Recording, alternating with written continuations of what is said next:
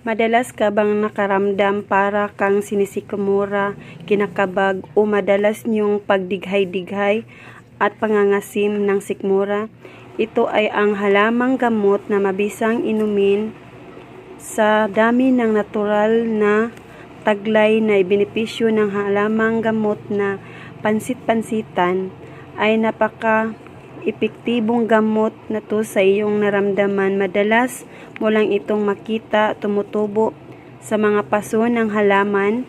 Ang gawin mo'y kumuha ng katamtaman ng dami ng tangkay kasama ang dahon, hugasang mabuti, pagkatapos ilagay sa baso at lagyan ng mainit na tubig.